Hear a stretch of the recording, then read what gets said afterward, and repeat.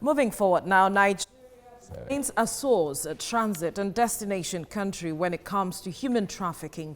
And the fight against this is on to rid Nigeria of the problem which has seen many of its citizens living in servitude in foreign countries.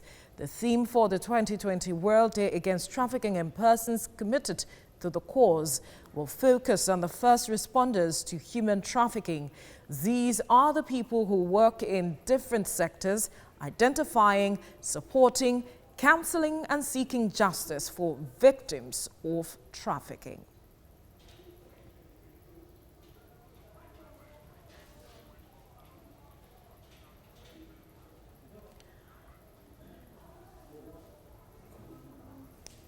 Mike, today is the World Day Against Trafficking in Persons, and today the focus is on first responders, how they identify and even counsel people. And for some persons, it seems to be a Herculean task, you know, trying to counsel people not to travel outside of the country illegally. Now, the issue there is there's a lot of misinformation and inadequate education in the minds of a lot of people. Now, when you see an Ade who lives beside your house travel to America or travel to Europe, and then he's sending pictures of the great houses he has built, the great cars he has bought just within 2 years, or maybe within 1 year, or maybe even 5 years.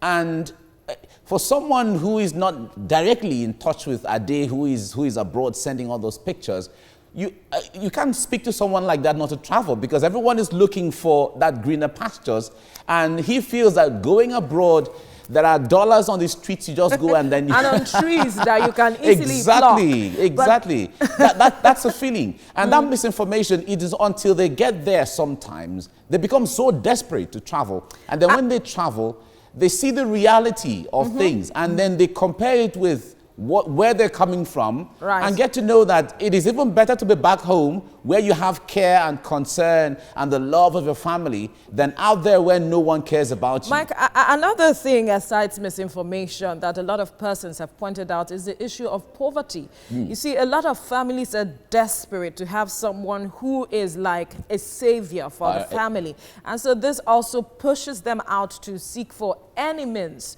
to go outside of the country illegally to make some monies or pluck from trees and pick on the streets. But these are issues that really have to be addressed. Exactly. Now the point there is that I was doing a research on the paper I was going to deliver in a conference in Sicily, in Italy. And the point there is the National Bureau of Statistics have always, in the past few years, has come up with statistics of the poorest states in the country and all of that. 10 of those states, or let's say 9 of those states come from the northern part of the country, and just one, Ebonyi State, comes from the southern part of the country. Now, one would expect, if poverty is the reason, one would expect that all the youth in the north would have left for Europe, or left for America, or left for somewhere, you know. But if you also check the numbers from the IOM, what the statistics they roll out, you see the majority of young Nigerians who are traveling through the desert, through illegal means to travel abroad, are people from the south. So it means there's something wrong somewhere when it comes to the understanding and the desperation to travel abroad. So it goes beyond poverty as we speak, and which is what you mentioned earlier. There's this aspect of comparison, saying what this person is able to achieve, my children should be able to achieve that. And you see situations where some persons actually push their children to do this. And some other persons say push their wives. I've heard stories where you hear people say they had to push their wife to, you know, travel to ensure that these monies are made and brought back home. The irony, Veronica, I must tell you, is that sometimes these young people either borrow monies or sell their property worth they raise about 700, 800, 800,000, 1 million to travel abroad. That money alone, if you can use it to gain your visas and all of that, to travel abroad conventionally or at least legally, as the case may be. So why, if you have that kind of amount of money, why travel through the desert? All right. let's quickly speak with Solomon Okodwa, the President Initiative for Youth Awareness on Migration, Immigration, Development and Reintegration. Solomon, good morning. Thank you for joining us on TVC Breakfast. Good morning. Good morning, Nigerians. Yeah. All right, quickly talk to us. This year, the focus is on first responders. How challenging, and you have been in the field for some time now, how challenging is it to counsel people and discourage them from, traveling out of the country illegally?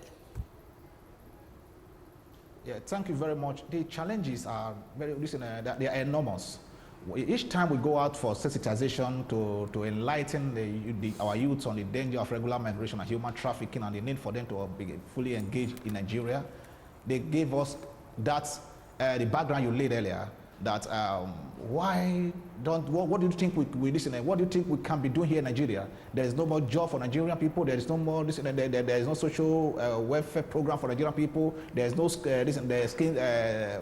loan facility for people who are skilled to get their feet back on the ground, and you wanted to stay. And I ask a question: the money you are using now to just the way Mr. Mike just the background he laid a while ago, the money, the 500,000, the 1 million that you are giving now to someone that will take you through Sahara Desert, through the dangerous